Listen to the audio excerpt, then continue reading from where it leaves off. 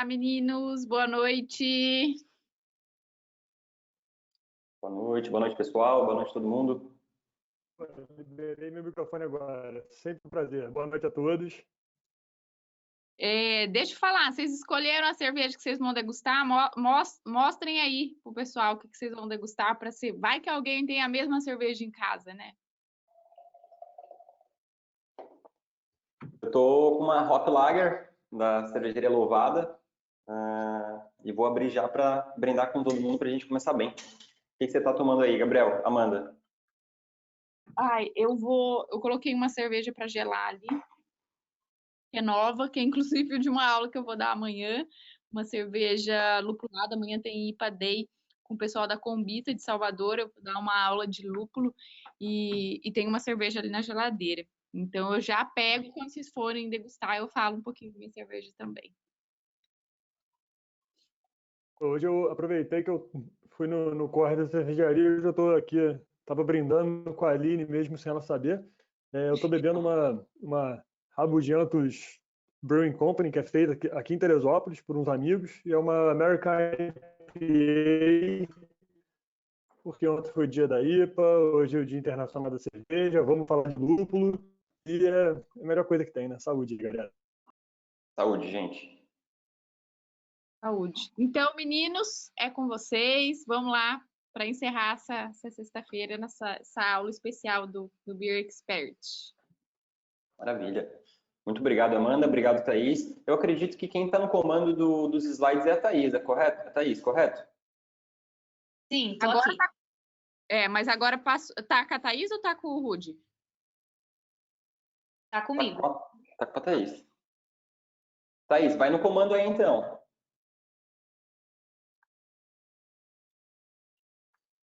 Pois bem, pessoal, sejam muito bem-vindos. Obrigado pelo convite, Amanda, Gabriel. Um prazer estar aqui do teu lado. Um prazer falar sobre cerveja, falar sobre lúpulo, falar sobre cervejas lupuladas, enfim, IPAs e afins.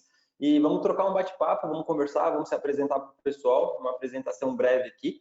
Eu já estou falando, eu estou no segundo aqui do lado da apresentação, mas eu já vou aproveitar. Meu nome é Rudy, muito prazer para todo mundo que está nos ouvindo. Uma sexta-feira e muita gente online, aí, mais de 150 pessoas online acompanhando a gente. Acho que me sinto bastante lisonjeado de ver muita gente esforçada, muita gente querendo aprender, entender, evoluir sensorialmente em educação. Acredito que muita gente que está aqui hoje tem essa sinergia e compactuação com o ensino cervejeiro, com a educação cervejeira. É isso que nós passamos à frente. E o Science of Beer é muito grato aí pelo acompanhamento de todo mundo. Meu nome é Rudy, pessoal, eu sou cervejeiro caseiro, cervejeiro profissional, trabalho na cervejaria Louvada, em Cuiabá, no Mato Grosso. Trabalhava em outra cervejaria no sul do país. Sou sommelier de cervejas, julgo em alguns concursos nacionais e internacionais, e basicamente é isso. Sou fissurado por cervejas com adições de especiarias, cafés e afins, e muita cerveja com lúpulo também. Basicamente é isso. E você, Gabriel? Saúde, cara. Da hora estar aqui contigo. Saúde, Rudy. Você tá me Eu ouvindo queria bem? falar também. Tô perfeito, cara. Tranquilo. Sem problema. Então, gente, boa noite a todos, né? Primeiramente, mais uma vez, agradecer ao Science of Beer pela iniciativa e agradecer ao Science of Beer pela oportunidade de estar podendo participar da construção de um novo e uma nova ferramenta de compartilhamento de conhecimento e aprendizado, que é o Beer Expert. Então, espero que vocês aproveitem bastante, que tem muita informação boa. A gente está disposto a compartilhar um pouquinho da experiência que a gente tem. Então, é um prazer, e é um prazer enorme para mim estar aqui ao lado desse fera, do Rudy, né? Que eu sou fã de carteirinha. Então, gente, muito obrigado. Boa noite e feliz Dia Internacional da Cerveja. Bom, para quem não me conhece, eu me chamo Gabriel de Martino. Eu sou cervejeiro caseiro, cervejeiro profissional, me formei já como mestre cervejeiro e atuo na indústria no Brasil já tem um tempinho aí, estão uns bons 10 anos de indústria, né? Hoje eu trabalho como gerente industrial de uma microcervejaria aqui em Teresópolis, mas eu já tive experiências de produção de cerveja e consultorias no Brasil e fora do Brasil. Atuo também como sommelier de cerveja em alguns momentos e como jurado de alguns concursos nacionais e internacionais. Fato que vocês podem ver eu e o Rudy com o mesmo uniforme, né, que foi do concurso brasileiro desse ano. Mais uma honra de estar do lado dele. Então é um prazer, gente. A gente está aqui para compartilhar um pouquinho não só do nosso trabalho, mas da nossa maior paixão, né, que é a cerveja. Então, saúde e sejam bem-vindos ao Beer Expert. Pois bem, pessoal, a gente vai falar sobre lúpulos. A aula é rápida, a intensidade de informações será bastante alta, acredito, mas nosso intuito aqui não é complicar, não é trazer mais confusão, é só mostrar, né, a profundidade que existe, os viés que existem relacionados às adições de lúpulos na cerveja, como é que essa planta se comporta, alguns estilos que tem essas adições, e aí no finzinho a gente vai fazer uma degustação, a gente troca algumas informações, um bate-papo também relacionado às cervejas que a gente está degustando, como é que o lúpulo está se comportando nessas amostras aqui que a gente está. Gabriel, prazerzaço, cara, novamente, vamos que vamos. Pessoal, fiquem à vontade de fazer perguntas, de tirarem dúvidas, saibam que eu e o Gabriel somos mais do que felizes quando vocês entram em contato com a gente e a gente consegue solucionar o problema de alguém, de tirar aquela dúvida que nem sempre a gente consegue com tanta facilidade, e estamos aqui de coração aberto para somar e agregar valor a todo mundo.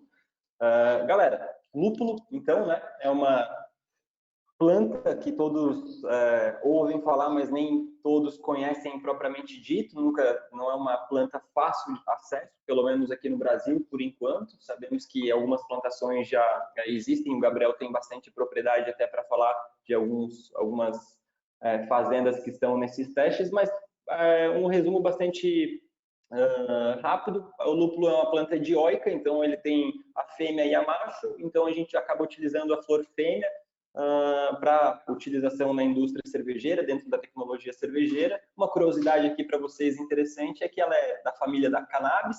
Ela não tem THC, ela não tem propriedades psicoativas, as pessoas não vão ficar, talvez, entorpecidas com o consumo de lúpulo, mas a gente sabe que alguns óleos essenciais têm algumas similaridades em termos de reações no corpo, e muitas pessoas falam que o poder calmante, o poder tranquilizante, até na parte histórica lá da escola alemã, um pouco da escola americana, era utilizado com esses afins.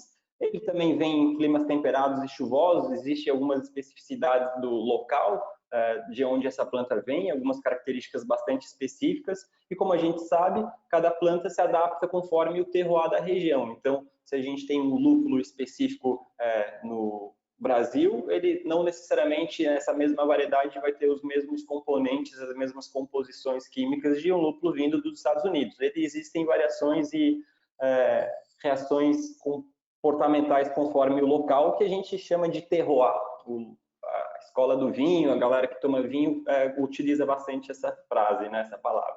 A gente sabe que o lúpulo, especificamente, ele tem a função de trazer amargor para a cerveja, então uma cerveja não é que ela é mais escura, ela vai ser mais forte, ela vai ser mais amarga. Quem traz o perfil de amargor especificamente é o lúpulo. Existem algumas reações químicas de alguns compostos que existem dentro do lúpulo que vão trazer essa percepção de amargor, que é muito desejado, porque se a gente não tivesse essa planta, a gente teria algo doce, a gente teria algo desequilibrado, e quando não existia o conhecimento científico dessa planta, eram utilizados ervas, especiarias para a gente conseguir fazer esse equilíbrio. Então, o lúpulo, de fato, ele vem para fazer o equilíbrio entre malte e a função dele especificamente, mas sabemos que aromas, propriedades de estabilidade de espuma e até bacteriostática são algumas características que o lúpulo pode trazer para a gente. Fala aí, Gabriel. Também vale lembrar, gente, que o lúpulo ele não só o responsável, não só é um dos 4 principais ingredientes de se fazer cerveja, né? Quando a gente fala de cerveja, a gente fala de água, malte, lúpulo e levedura. O lúpulo, quando a gente fala do Brasil, para ser considerado cerveja, ele tem que estar presente na produção. Ou seja, um líquido fermentado alcoólico sem adição de lúpulo, legalmente falando, ele não vai ser considerado cerveja.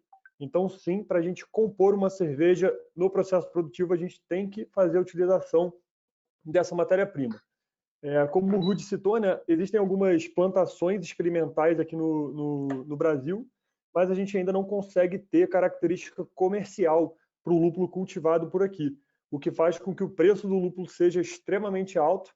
Então, é uma das matérias-primas mais valiosas para se fazer cerveja.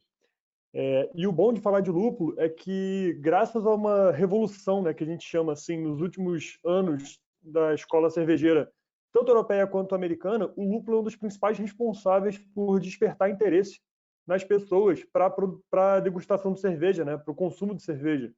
A gente vê que o crescimento do mercado de consumo de cervejas mais amargas está cada vez mais presente e cada vez maior. Então, é um prazer falar sobre essa matéria-prima valiosíssima que traz cervejas maravilhosas para a gente, tudo bem? Então vamos lá, Rudy, vai tocando aí. Maravilha.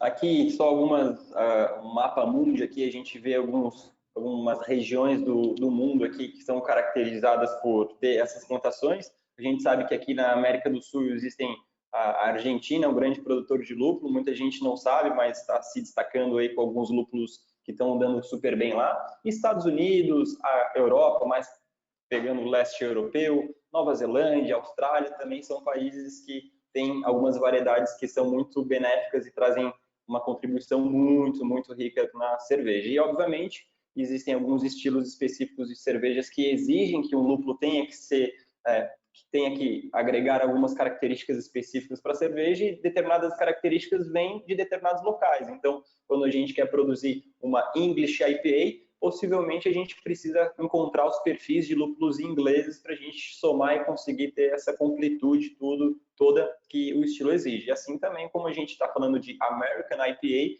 a gente também precisa buscar essas propriedades. Australian Pale Ale, por exemplo, New Zealand Pilsner, acredito que seja isso. Me ajuda aí, Gabriel, esse novo estilo provisório que está no BJCP. Enfim, são estilos característicos que utilizam matérias-primas específicas desses locais e mais ou menos isso. Pode passar, Thaís, por favor. Boa. Gabriel já morou nos Estados Unidos, é um cara acadêmico pra caramba e tem muita experiência. Acredito que ele tem no sangue lúpulo já naturalmente. E a gente sabe também, fazendo essa brincadeira, que existem algumas características e algumas brigas, entre aspas, de características sensoriais que vêm da tradição alemã, em termos de lupulagem, em termos de processos, em termos de fabricações, em termos de como eles veem o lúpulo como uma matéria-prima dentro da cerveja. E também existem essa nova escola americana das IPAs, essas contradições aí. O que você acha dessas diferenças, Gabriel? Aqui a gente está com duas fotos, né? 2 mapas aqui. Sim, sim. Só para complementar o que o Rudy falou, né? Inclusive eu fiz essa coisa de pandemia, a gente tem feito muito exame e tudo mais. Eu fiz exame de sangue, meu sangue é tipo IPA positivo. Foi constatado, né? É legal, né, falar disso, porque um dos maiores pontos onde a gente tem uma revolução na forma onde a gente olha para a cerveja, como a cerveja tem sido feita, é justamente voltada para a utilização de lúpulo. E a gente brinca muito e debate muito sobre o quão importante é o lúpulo na produção de cerveja, principalmente na questão tradição e inovação. Então, esse duelo entre a tradição e a escola alemã de usar o lúpulo como um amargor nobre, que deixa a cerveja amarga e equilibrada, que é fácil de beber, né? Aquela composição floral bem linear. A gente tem, em contrapartida, a pancadaria que acontece nos Estados Unidos, lúpulos cada vez mais presentes, aquele aroma frutado bastante presente, bastante pulsante na produção de cerveja, né? Então, você tem aí, né, uma diferença. Quando o pessoal aí acompanhar mais de perto o Beer Expert, a gente vai ver que existem alguns compostos de lúpulo que brigam no mercado por questão de concentração, valor de mercado e tudo mais. Mas, no final das contas, o que a gente mais vai perceber é que a característica sensorial que está indo diretamente de encontro, né? Essa brincadeira, o terroir do lúpulo que é produzido tanto nos Estados Unidos, como na Alemanha, como na Bélgica, ele está se mostrando de forma cada vez mais valiosa. Acho que foi bem esse ponto aí que você queria pegar. Perfeito, perfeito. Thaís, pode passar para a gente, por favor? Bom, aqui. Volta mais um. Isso aí. Essas fotos aí da apresentação, gente, mostram, né, como que a planta, como que o lúpulo se desenvolve no campo. Muita gente não tem noção de como é o lúpulo porque não tem contato com o plantio dele, é muito complicado de você achar, visitar e até mesmo ver. Então a gente está acostumado a ver o lúpulo ou naquele cone, né, que é aquela florzinha que a gente viu na foto anterior, ou na forma como ele chega para o mercado. Ele chega no mercado como pellet, que parece uma ração de coelho, processada e tudo mais, mas aquilo não deixa de ser a planta. E vocês estão vendo aí, né? Essa planta, o lúpulo, ele é uma planta trepadeira, ela é perene, né? Então ele tem uma brotação anual. Então você planta, faz com que ele cresça, se desenvolva, colha esse lúpulo e só no ano que vem que ele vai ter um novo ciclo. Então vocês estão vendo que ela é uma trepadeira extremamente alta. Você pode ver que a planta chega a 8 metros de altura em alguns casos. E as plantações de lúpulo elas demandam muito espaço, demandam muita água, e o lúpulo ele precisa se desenvolver com umas características bastante peculiares, porque ele é muito frágil. Então foi bem legal ele mostrar isso aí, porque muita gente não tem noção de como que um lúpulo cresce no campo, e é exatamente assim. Você tem realmente varais onde a trepadeira consegue subir e alcançar alturas aí de até entre 6 e 8 metros. É extremamente bonito plantar. Tem muito cervejeiro caseiro, inclusive, que está começando a plantar lúpulo em casa para enfeite de jardim, e eu super aconselho fazer, fica lindo. Eu também. Fica realmente legal, é bacana ver esse desenvolvimento, ela cresce super rápido. Algumas variedades aí dizem que pode crescer até 10 centímetros por dia, então realmente uma trepadeira aí que sobe rápido pra caramba e desenvolve. E algumas regiões realmente tem a gente consegue plantar, a gente consegue reproduzir aí, pelo menos em Florianópolis, por exemplo, tinham lúpulos plantados na cervejaria. Aqui em Cuiabá existe lúpulos plantados na cervejaria. A gente tem que entender que são lúpulos que eles não têm rendimento suficiente, eles não têm propriedades tão intensas e estáveis para a gente utilizar na cerveja. Não é que não dê lúpulos no Brasil, a gente está começando, a gente está tendo alguns casos, mas ainda a gente entende que existem algum período bastante longo aí, muitas pessoas falam de 5, 7, 10 anos para que exista uma estabilização, exista uma maturidade da planta que ela consiga atingir para que tenha rendimento suficiente e que vale a pena. Muito importante a gente falar também, mais para frente vai ter algumas fotos ali relacionadas ao pellet, que o Gabriel falou, e a flor, que essa que dá diretamente no pellet, essa forma in natura. E existem diferenças na utilização. A gente sempre precisa pensar, muita gente fala, eu vou plantar o meu próprio lúpulo em casa, na minha fazenda, e vou começar a fazer a minha própria cerveja com o meu próprio lúpulo. Isso é bacana, muito legal, muito interessante, em meios experimentais, caseiros. Somos cervejeiros profissionais, mas acima de tudo, sempre seremos cervejeiros caseiros. Eu, pelo menos, me considero assim, tenho certeza que o Gabriel também. A mente sempre está pensando numa inovação que nem sempre é aplicado para a indústria, mas essa parte inovativa nos move, nos motiva, é sempre bom sair da zona de conforto. Então, é sempre importante salientar que nem sempre utilizar um lúpulo que a gente planta vai ter os melhores rendimentos, os melhores resultados no nosso produto. Beleza? Próximo slide, por favor. Obrigado. Quer dar ali, Gabriel? Falando de lúpulo para fins cervejeiros, né, além de ser uma planta bonita, uma planta que gera interesse de algumas características comerciais diferentes, quando a gente fala de produção de cerveja, a gente vai se preocupar em algumas substâncias e compostos de lúpulo para otimizar nossos processos, gerar os objetivos que a gente queira na nossa cerveja, seja amargor, seja aroma, seja sabor e por aí vai. A gente vai principalmente se preocupar com essas 3 substâncias aqui que o slide está exemplificando para a gente.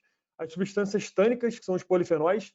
Quando a gente está falando disso, a gente está falando principalmente de sabor de lúpulo, né? Você tem um sabor característico que é gerado pela presença dessas substâncias. A gente está falando de resinas amargas. As resinas amargas são extremamente importantes, porque são elas que vão gerar para a gente o amargor propriamente dito da cerveja, ou seja, ela sendo utilizada dentro do processo vai fazer com que a cerveja apresente amargor típico de lúpulo. Então, ela é a substância aí que é mais procurada e desejada para você manter esse equilíbrio de amargor. E a gente fala de uma das características também mais valiosas e que o cervejeiro sempre luta para conservar, manter e levar até o consumidor, que são os óleos essenciais. Essas substâncias elas se apresentam em diferentes concentrações, em diferentes variedades, e você vai ter um resultado diferente dentro da cerveja, né? Lógico que a gente vai levar em consideração a receita desejada, característica de adição, técnica utilizada, mas a gente vai estar sempre voltado e vai sempre estudar como que esses 3 compostos vão agir para gerar as características do lúpulo na nossa cerveja final. Então, esses aí são os 3 compostos de maior valor na nossa planta. Perfeito, perfeito. E aí, quando a gente fala de lúpulo, a gente basicamente associa o amargor às necessidades de trazer alguns compostos amargos, que são oriundos dessas resinas. Algumas transformações químicas acontecem no processo cervejeiro, e conforme a gente utiliza esse lúpulo em determinada etapa, numa etapa quente, numa etapa fria, a gente vai conseguir ter rendimentos e consequências distintas para o nosso produto. Acho que é muito comum a gente ouvir falar relacionado à isomerização dos alfa-ácidos. Os alfa-ácidos, como o Gabriel muito bem falou, estão ali dentro daquelas resinas amargas, e basicamente a isomerização desses alfa-ácidos, que acontecem durante a fervura. Quando a gente ferve o nosso mosto, a gente fabrica o nosso mosto cervejeiro. O cervejeiro ele faz essas diluições entre malte, água e alguns sais, e depois do processo de fervura, que é uma das etapas, a gente acaba utilizando o lúpulo com o objetivo de acrescentar o amargor através dessa isomerização. Essa isomerização ela vai acontecer com o tempo. Existem algumas influências, por exemplo, o pH do teu mosto, o teu vigor da tua fervura. Então, se você está numa região mais alta, numa região mais baixa, a sua capacidade térmica da sua panela, a sua eficiência, se você tem uma chama direta, se você tem uma resistência, se você tem uma caldeira gerando vapor, a dinâmica, a engenharia do seu equipamento é muito importante, a densidade, a quantidade de açúcares que existem dentro desse seu mosto, quanto que você conseguiu extrair dos seus maltes, dos seus cereais, especificamente, vão estar relacionados ao rendimento também desse lúpulo, pensando em amargor. A gente tem que saber que existem algumas saturações. Acredito que vocês já devem ter ouvido falar sobre IBU, que é International Bitterness Unit, a unidade internacional do amargor, e ela está relacionada a miligramas por litro de isoalfa-ácido. É uma conta que ela mede basicamente essas taxas de isomerização. É sempre muito importante a gente entender que existem algumas escalas. A gente tem um exemplo aqui das Light Lagers que vão de 8 a 12 IBUs, as Americans IPAs de 40 a 70, as Americans Double IPAs de 60 a 120. Então, quando a gente vê no rótulo assim, o IBU, quando a gente vê na tela, a gente entende que está relacionado ao amargor, ou melhor, a taxa de isomerização. Mas aí eu te faço uma pergunta, Gabriel. Quando a gente vê uma cerveja que tem 70 IBUs e uma cerveja que tem 30 IBUs, necessariamente a cerveja que tem mais isomerização de lúpulo, que tem esse IBU mais alto, ela é mais amarga na boca, o sensorial? Bom, eu acho que a resposta disso aí vai ser sim, mas não. Na verdade, não, né? O lúpulo, gente, ele além de compor a característica de amargor da cerveja, ele também está ligado ao equilíbrio da cerveja. Então, isso é um pouco relativizado. E é uma questão que a gente aprofunda muito no curso do Beer Expert, porque além de ter o amargor, a gente tem uma coisa chamada percepção de amargor.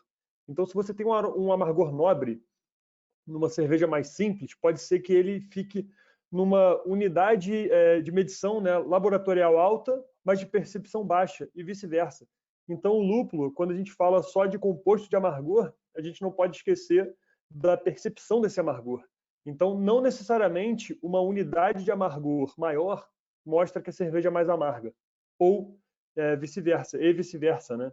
Então, a gente ainda tem que trabalhar nessa questão. Eu já cansei de beber cerveja que no rótulo dizia assim, olha, tem 80 IBUs.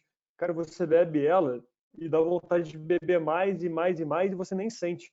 Em compensação, existem algumas cervejas com 22 IBU, extremamente rascantes, adstringentes e pesadas, que a percepção de amargor não está muito bem inserida. Então, a gente tem que trabalhar dentro desse equilíbrio para tentar arredondar a cerveja e deixar ela o mais palatável possível, né, dentro dos nossos objetivos. E aí a gente começa uma eterna discussão que dura aí mais de 1000 anos, né? Deixar a cerveja perfeita.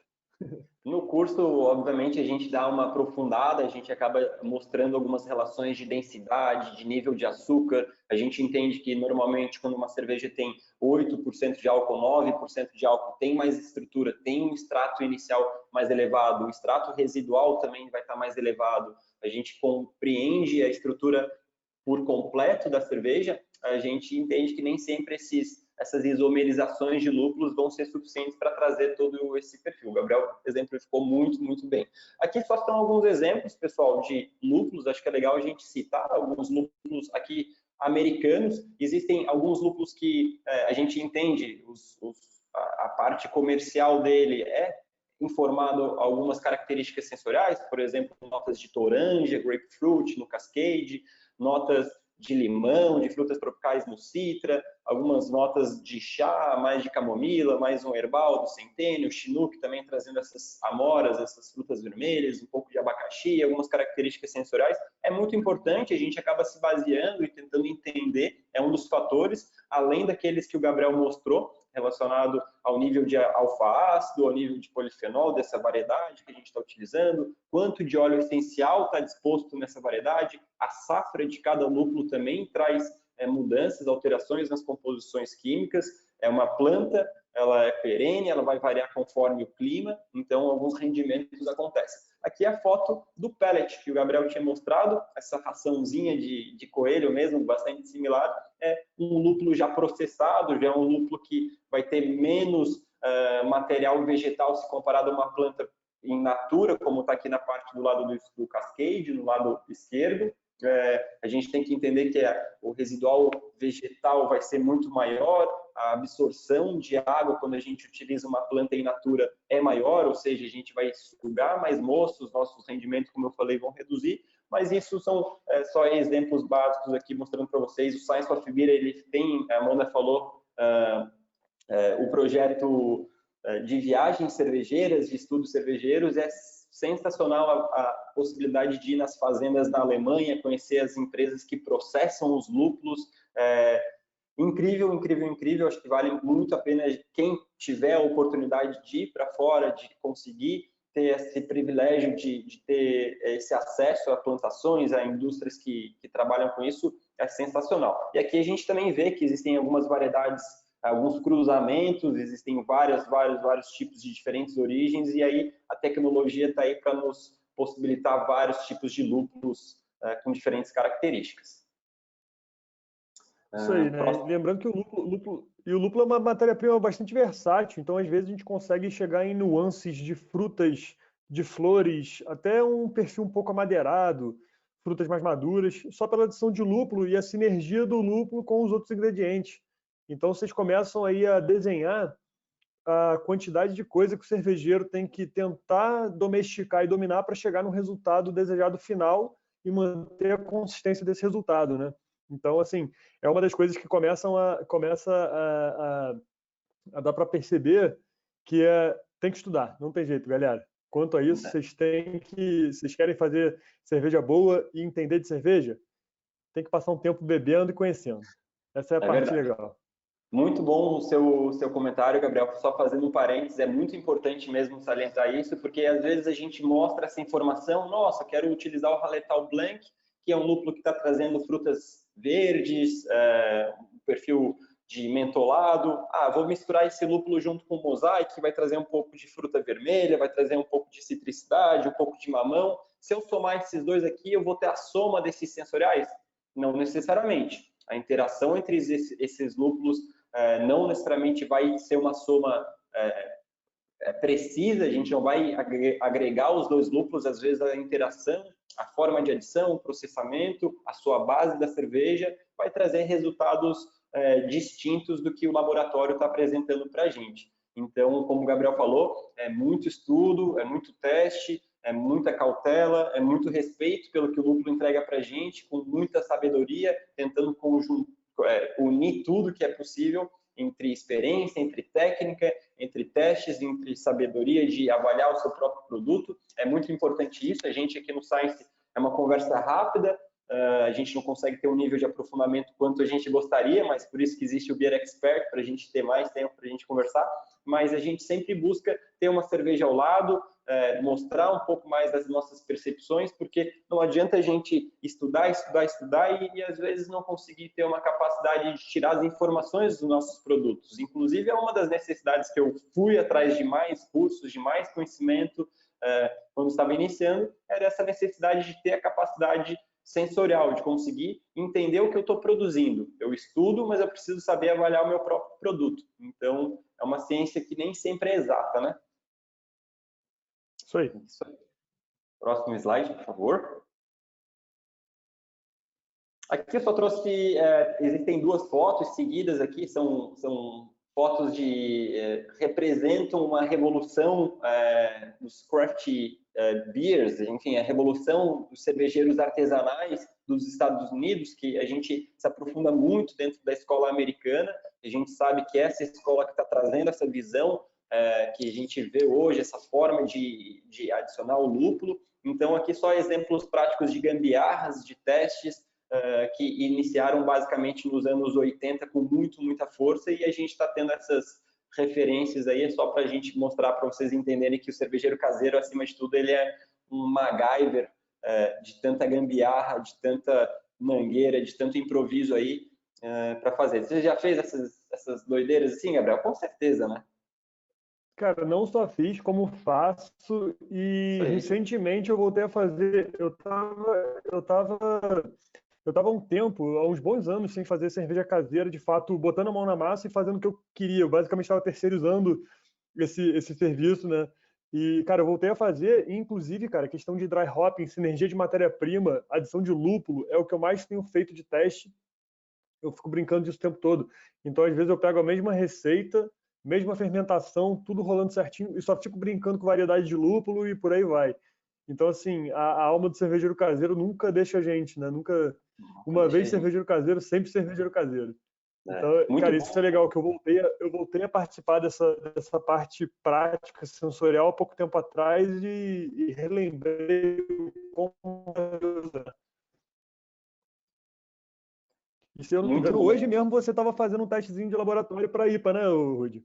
Tava, cara. A gente sempre tá testando, sempre está tentando evoluir, sempre tentando entender o comportamento das matérias-primas. Esse seu exemplo que você falou de pegar um único lúpulo e fazer uma variação single hop, que a gente fala, são cervejas que utilizam somente uma variedade, porque normalmente o cervejeiro que está iniciando vê essas inúmeras possibilidades do portfólio de variedades e, eu vou pegar esse lúpulo com aquele lúpulo, com esse lúpulo, e normalmente a gente acaba não tendo nem muito domínio do nosso processo. Então, a gente acaba tendo essas alternativas muito sábias, Gabriel, de fazer uma receita, uma base que você conhece, utilizando um lúpulo específico, entendendo o que ele entrega, quais são as possibilidades. Também, quem não faz cerveja, quem não tem tanto equipamento e também quer conhecer sobre os lúpulos, existem formas de fazer chás, de fazer algumas extrações com água, com álcool, que a gente já consegue entender alguns perfis sensoriais dos lúpulos. O importante sempre é muito testar.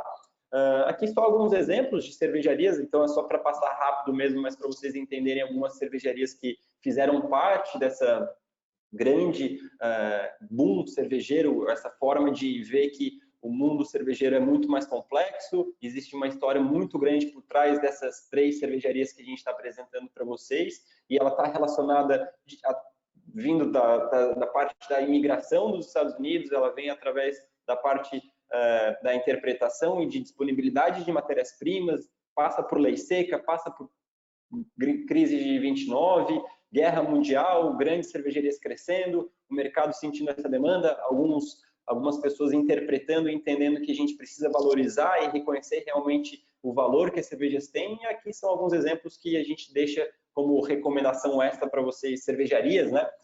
Para vocês darem uma aprofundada e entender como é que essa alma do mundo cervejeiro.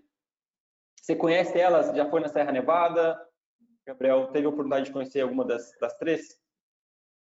Cara, então, na verdade, a Serra Nevada é uma das minhas principais referências, já fui nela, inclusive eu participei do Hop Festival do ano passado, né? Eu tive lá lançando cerveja lupulada que eu fiz, eu tive aula na Serra Nevada, inclusive eu tive aula de braçagem na Serra Nevada, né? Eu me formei na Universidade da Califórnia, eu morava a 2h30 da cervejaria Serra Nevada, então eu tive a oportunidade de visitar, e quando eu fui lá, se você não é apaixonado por cerveja, essa cervejaria te faz ficar apaixonado, porque assim, é igual museu, não existe nada igual. E também eu tive a oportunidade de visitar e ter uma das aulas de processo produtivo e fermentação em fermentador aberto na Anchor, né? Na Anchor Brewing, que fica em São Francisco, que foi responsável por produzir a primeira West Coast IPA, né? Então, assim, quando eu falo dessas cervejarias e desse tipo de cerveja, como eles fazem cerveja, eu fico arrepiado, que dá até vontade de chorar. Então, acho que pode passar para o próximo slide, senão eu vou dar vexame aqui. Cara, é muito amor. Isso é só consequência na verdade, o resultado dos seus produtos, do teu trabalho é consequência desse teu amor, dessa tua paixão aí. É nítido ver o teu desempenho como amante desse produto, vai muito mais além de uma profissão, é tua vida, isso é sensacional. Sou teu fã, Gabriel. Aqui, alguns exemplos do guia BJCP, é um dos guias de diretrizes. A gente sabe que existem algumas diretrizes que a gente pode seguir. Quando a gente fala de determinados estilos, a gente tem que seguir alguns parâmetros, principalmente quando a gente está julgando cerveja, quando a gente está analisando em algum concurso cervejeiro. É sempre muito importante, e dentro do curso Beer Expert a gente dá um pouco mais de atenção, um pouco mais de aprofundamento, muito mais dentro do curso de sommelier de cerveja do Science of Beer. Aí a gente se aprofunda realmente dentro dos estilos, entende? E aí, falando do curso Beer Styles, que é o mestre em estilos, aí a gente vai mesmo a fundo, degustando as referências de estilos, mas aqui é para vocês entenderem um macro dos principais estilos da escola americana, das influências nos Estados Unidos. Normalmente a gente entende que os Estados Unidos, por ser uma escola mais recente, ela acaba realizando algumas reinterpretações de estilos já existentes. Por exemplo, a grande IPA que a gente conhece, ela não é uma cerveja que se originou nos Estados Unidos, ela veio da Europa, ela veio da Inglaterra, existe as English IPAs e também existem as americanas, ou seja, as interpretações, que existem algumas diferenças em termos de características vitais, das estatísticas vitais. Por exemplo, álcool, IBU, coloração, tudo isso vai variando. Então, normalmente, quando a gente vê American Stout, American Pale Ale, American Barley Wine, American Strong Ale, American IPA, ou as IPAs, Black IPA, Brown IPA, Red IPA, Rye IPA, a gente entende que são interpretações que vêm dos Estados Unidos e que muito possivelmente a gente vê que o lúpulo vai estar no primeiro plano, as intensidades vão estar mais elevadas. É só uma forma um pouco mais para exemplificar vocês. Esse guia de estilo, existem aplicativos no celular, vocês podem imprimir, vocês podem acessar na internet também, existem já algumas variações. É um guia americano, existe o Brewers Association também, o BA, que lança anualmente, e o BJCP, que lança sazonalmente, não é sempre. A última edição é de 2015 e está um pouco mais direcionado, ele traz um pouco mais de clareza, um pouco mais de completude, digamos assim. Algumas pessoas acham que ele é um pouco redundante em algumas partes, porque ele é bem grandão, cada texto de aroma, de composição do estilo, composição de ingredientes, sabor, ele vem bastante informação, mas é bastante interessante para quem quer entender um pouco mais. Comprei uma American Stout, comprei uma American IPA. Eu acho bacana, às vezes, baixar o aplicativo, entender, ter um pouco mais de completude e até empatia com o rótulo que está sendo feito. Obviamente, não necessariamente as cervejas que a gente compra vão estar certamente dentro dos estilos, isso as cervejarias normalmente acabam indicando e recomendando, mas aí vai do nosso dever também ter essa capacidade sensorial de conseguir encaixar, interpretar e avaliar as próprias cervejas. O próximo, por favor. E aí, Brut IPA, Milkshake IPA, New England IPA, West Coast IPA, o que é isso, Gabriel? Bom, isso aí, gente, nada mais é do que são variações bastante recentes, bastante contemporâneas de um estilo clássico que a gente chama de IPA, né, a India Pale Ale. Esses estilos, para vocês terem ideia, além das variações dentro do clássico, né, de Double IPA, American IPA e English IPA, a gente vê que é um estilo que vem se reinventando e se renovando a cada ano, a cada dia que passa. Então, se você tem matérias-primas novas sendo utilizadas, se você tem matérias-primas novas sendo criadas, descobertas, processos que otimizam, você vai gerando mudanças regionais, mudanças históricas e você vai gerando características de estilos diferentes que ao longo do tempo vão se perpetuando. Então, a gente tem uma quantidade bastante grande, né, uma capilarização do estilo bastante grande, bastante interessante. E isso gera uma quantidade de cervejas novas a serem degustadas imensa.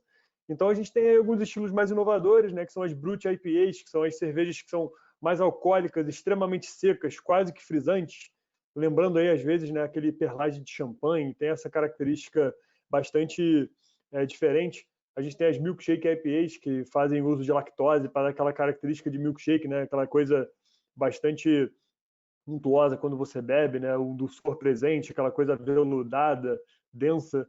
Você tem as New England IPA, que são as mais modernas e conhecidas, é o estilo que está bombando no momento, tanto nos Estados Unidos como no resto do mundo, que é de uma região dos Estados Unidos chamada New England, que popularizou as cervejas extremamente aromáticas, as cervejas com bastante adição de cereais não maltados, aquela coisa que parece um suco, né? Deixou as cervejas mais suculentas, propriamente ditas. Você tem, por exemplo, um estilo que é extremamente clássico, que é o meu estilo favorito da vida inteira de se beber, de se produzir e tudo mais, que é o West Coast IPA, que é a IPA com o terroir e o estilo de vida da Califórnia. Ou seja, são IPAs extremamente secas, refrescantes, fáceis de beber, que tem aquela característica do lúpulo americano cítrico, frutado, bastante presente, que de fato está bebendo uma cerveja que é uma bebida tropical. Então, assim, você tem diversas variações que vão de encontro a contexto histórico, região onde são produzidas, época do ano, sazonalidade. Então, o estilo IPA, que era clássico, passou a ser um estilo extremamente atual e contemporâneo também, pelas derivações que tem trazido, né? E eu acabei de perceber aqui, ó, lactose na cerveja, eu pensei que isso fosse proibido. Bom, existem territórios nebulosos em relação ao que é proibido ou ao que não é, mas de fato, sim, podemos usar lactose na cerveja, principalmente cervejeiros caseiros, usem e abusem da criatividade, né? Então, assim, possível é. Agora, a questão do pode ou não pode, quando a gente fala de indústria, é outra coisa que a gente conversa depois. É verdade. Aqui, muito bem falado a sua relação das interpretações históricas, dos processos, do desenvolvimento até cultural de processos de adições e o acesso à tecnologia, o acesso até à própria matéria-prima.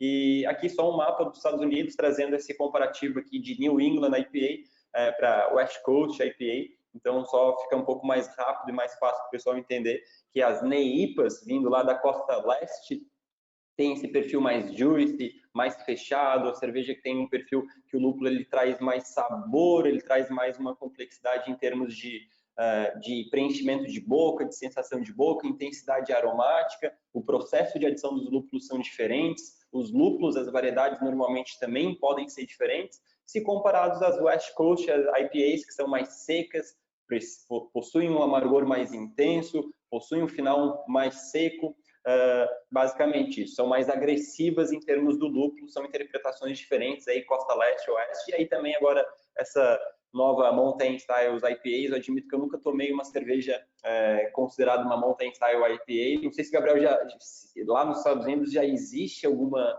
conversa, já existe muito, com certeza deve estar muito mais desenvolvido do que isso, que seria esse meio termo entre a New England e a West Coast. Dizem que algumas variedades específicas podem ser utilizadas para trazer essas características sensoriais. O que você me diz, cara? Então, essa hoje está sendo, a Mountain Style IPAs, ela está sendo uma discussão bastante intensa, porque ela meio que está misturando os dois mundos, né? Que são as duas costas, que existe de fato essa discussão e essa divergência.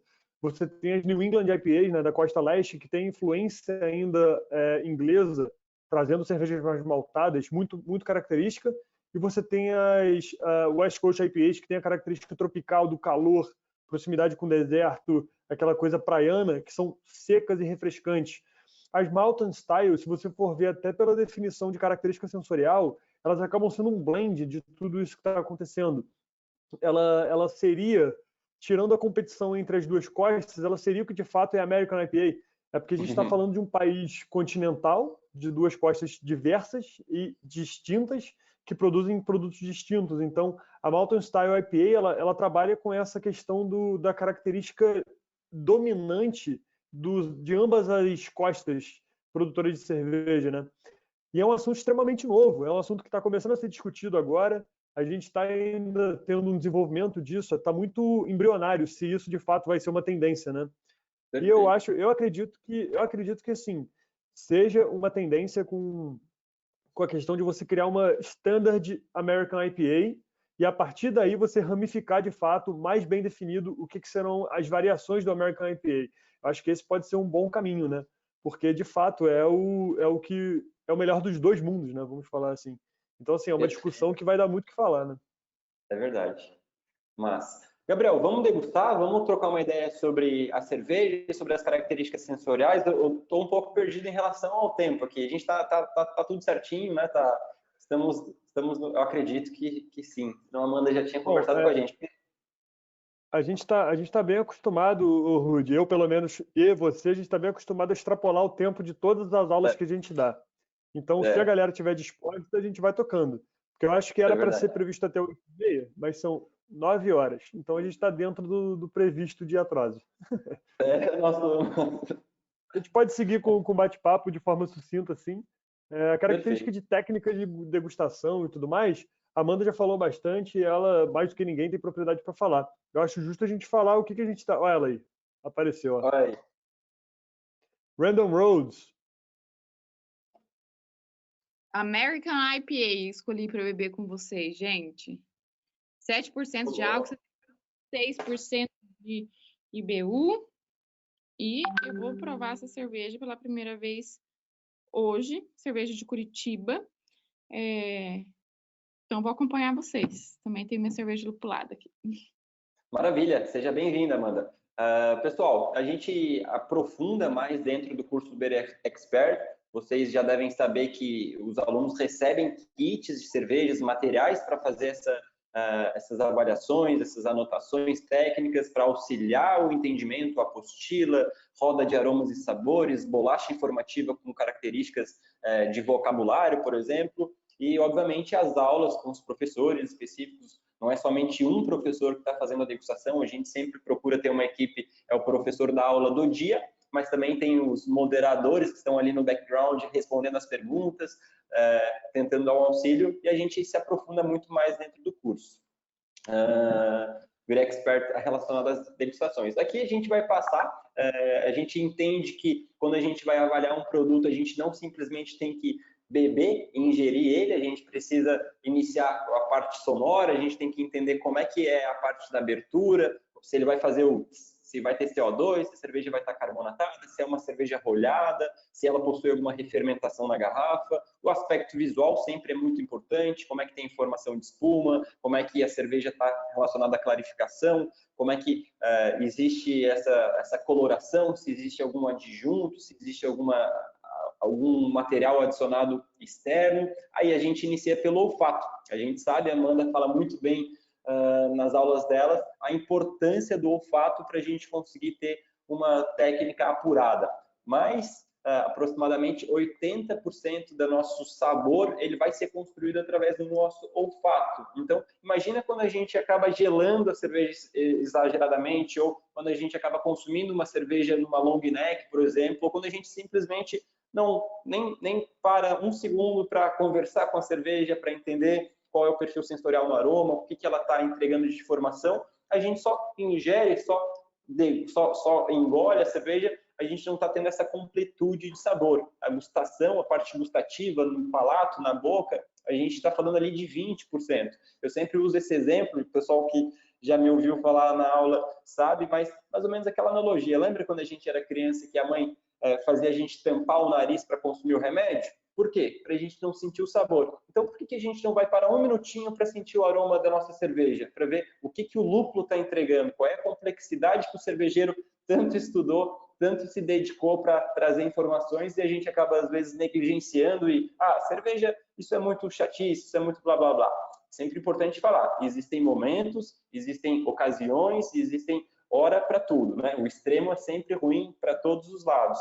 Mas não deixem de tentar sentir o olfato, não deixem de analisar quanto de barulho vai ter na cerveja quando você abrir, se a garrafa está completa, se existe alguma informação no seu rótulo, quanto de álcool tem, quanto de IBU tem, se tem alguma informação adicional. Leiam os ingredientes ali, é sempre muito importante entender a validade da tua cerveja, se ela foi pasteurizada ou não. Especificamente eu estou aqui com uma linha de cerveja não pasteurizada, então a gente vai trabalhando.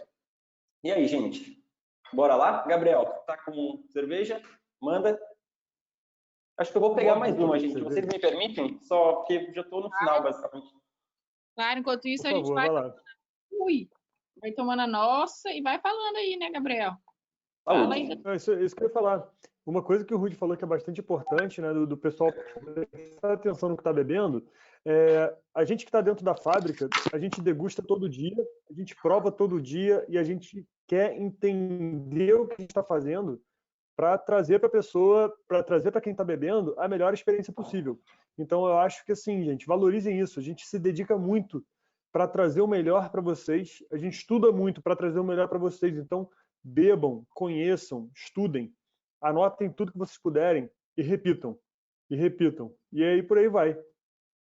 A gente tem a responsabilidade muito grande de fazer o que a gente ama para a vida toda. Então, assim, valorizem isso. Prestem atenção. Sintam o cheiro de tudo que vocês estão bebendo. Olhem tudo que vocês estão bebendo. Prestem atenção na embalagem. E sintam tudo aquilo que é cerveja. Conversem com a cerveja, né? Tudo que ela pode trazer. E por aí vai. Então, assim, saúde. E feliz Dia Internacional da Cerveja de novo. Gente, feliz Dia Internacional da Cerveja, feliz Dia da IPA, foi ontem, mas tá valendo, a gente comemora tudo isso hoje. Dia da IPA é todo dia, né, Amanda? Pô, dia da IPA é todo dia. Para quem tem o sangue IPA positivo, tem que ser, né? Gente, tô impressionado com esse aroma aqui. Super fresco. Não conhecia essa cerveja, maravilhosa. Aroma de lúpulo é muito bom, né, gente? Ótimo para a gente terminar essa sexta-feira, essa aula, o dia da cerveja. Perfeito, gente. Muito saúde. Feliz Dia Internacional da Cerveja. Um prazer estar com todos vocês aqui. Espero que vocês em casa também estejam abrindo uma gelada, abrindo uma cerveja, sejam relaxados, estejam aproveitando o momento. Acho que quando a gente compartilha algo, quando a gente divide, principalmente num momento um pouco mais difícil, mais delicado que a gente está vivendo, são essas as formas que o Science tenta abraçar e trazer, quebrar esse distanciamento social que está acontecendo. E a cerveja, ela traz isso, né? Principalmente o lúpulo. Ele nos dá um bom humor, assim, nos deixa feliz quando ele vem num primeiro plano, quando ele traz essa citricidade, quando ele traz os perfis aromáticos dos óleos essenciais, os perfis de frutas, às vezes de madeiras, como o Gabriel falou, de especiarias, de ervas, de condimentos, enfim, o lúpulo é uma complexidade que eu acredito que a gente vai morrer e não vai conhecer tudo que ele pode nos trazer de informação, e enquanto isso que a gente está vivos, a gente vai degustando, valorizando e tendo respeito por ele. E bebam sempre com consciência, né, gente? É sempre muito importante beber com respeito, beber com segurança, não dirijam quando bebam. É isso aí. Próximo slide, por favor. É isso. Aqui só parte das matérias-primas que o Gabriel falou. Então, ó, levedura, água, lúpulo e cereais. No slide seguinte, a gente já vai conseguir ver algumas características em termos dos aspectos gustativos. A gente sabe que na boca, sensorialmente, a gente tem os gostos básicos. A aula da Amanda é uma verdadeira lição para a gente entender não somente de cerveja, mas conforme o nosso corpo, a nossa anatomia está formada e como que a gente pode extrair mais e mais informações, não somente numa cerveja, mas num alimento. Tenho certeza que vocês vão ver o alimento com uma forma, uma perspectiva diferente quando vocês ouvirem a aula da Amanda, porque realmente existe uma ciência, existe uma teoria, existe um raciocínio que às vezes a gente desinformado e não temos tanto conhecimento. Então, por isso que a gente está aqui para estudar, para compartilhar informação, que é basicamente isso: doce, salgado, azedo, amargo, umami e por aí vai.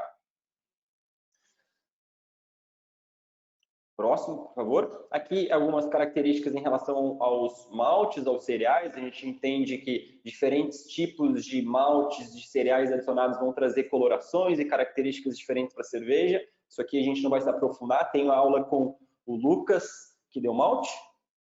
Foi ele mesmo. Né? Monstro, muito conhecedor, exemplo de profissional, trazendo vários conhecimentos em termos de processos de malteação, desde o campo até a sua cervejaria, até o seu copo. E é bastante interessante a gente entender como se comporta esses perfis de maltes. Próximo, por favor. Eu acho que aqui é o principal, né? Que a gente está aqui tentando entender esses perfis, por exemplo, perfis florais, perfis herbais, perfis cítricos. Nem sempre é fácil a gente conseguir fazer essas detecções.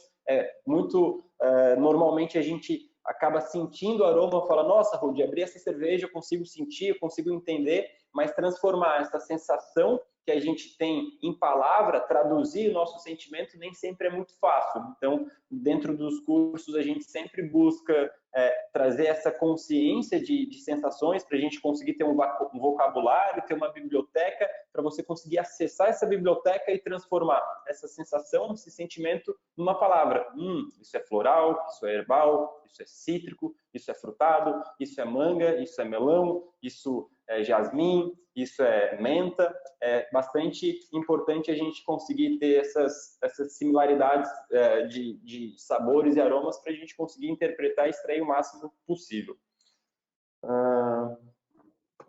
Acredito que tem mais alguns aqui relacionados às leveduras. A Gabriela da Levtech também é responsável por trazer esses perfis e desenvolvimento de aromas e sabores, os aromas, os compostos secundários, que nem sempre a gente adiciona no nosso produto, mas eles são gerados através das metabolizações das leveduras. Isso a gente aprofunda com muita calma, com muita mais cautela. A gente entende os perfis de diferentes tipos de leveduras que podem contribuir para a cerveja para a gente.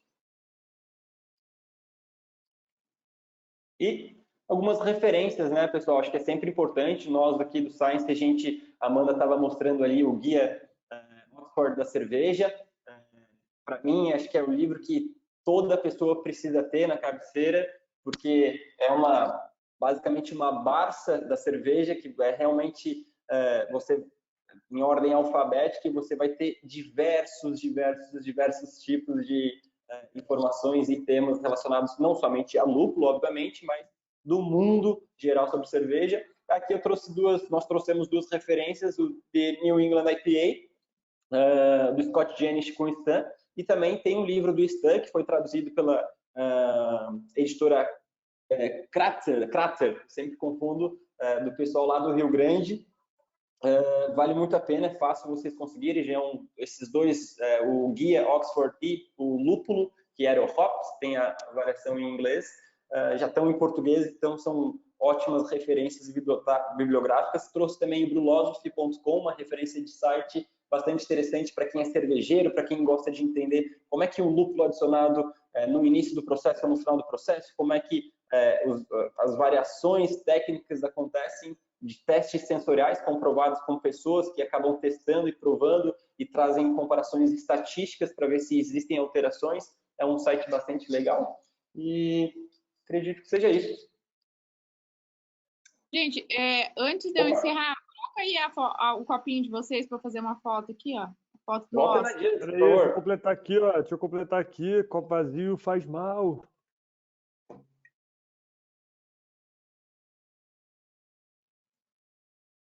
Tem que mudar o slide. Esse slide ficou...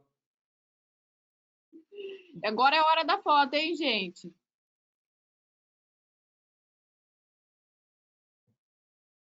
Vai de novo, peraí. Foi. Saúde. Saúde, galera. E último recado, né, galera que quiser, eu, Rudy, Amanda, a gente é muito aberto a gente... porque falar que a gente é acessível até é feio, porque não tem por que não ser acessível, né? Eu só falo assim, galera, dúvidas, cara, sigam nas redes sociais, mandem perguntas, questionem.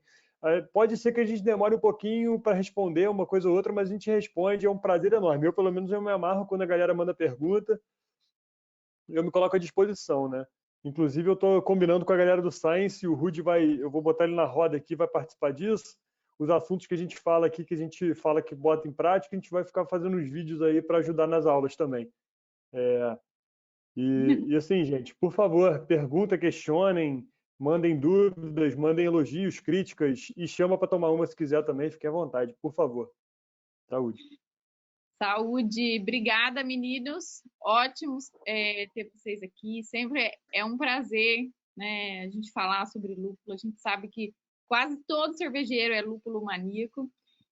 Para quem ficou aqui até agora, então essa foi uma amostra do que é o nosso curso Beer Expert. O Beer Expert tem 5 semanas de aulas, né? E as aulas são das 7 às 10h30, 11 horas. A gente tem conteúdos extras, a gente manda material de aula, a gente manda apostila, material de estudos, né? Vocês recebem em casa o kit de estudos e o kit de cerveja, a gente faz essas avaliações juntos, a gente manda vários outros materiais complementares para vocês continuarem estudando. A gente está indo para a segunda turma, que começa agora 18 de agosto. Eu sei que tem alunos da segunda turma que já estão aqui com a gente, sei que tem alunos da primeira turma e sei que tem pessoas que ainda estão indecisas, então hoje vocês tiveram uma amostra do que vai ser o nosso curso. Tem muito conteúdo legal, todo o conteúdo foi preparado para o universo digital, todo o conteúdo foi adaptado para essa situação, para a gente entender o que caberia nesse formato digital. É um curso desenhado com muito carinho, são os melhores profissionais que a gente tem aí do mercado nacional e internacional.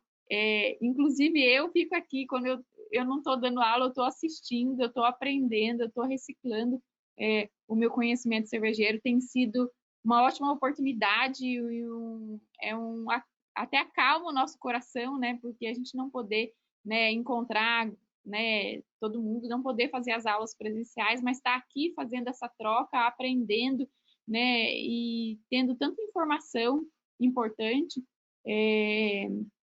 faz a gente ficar um pouco mais tranquilos nesse momento.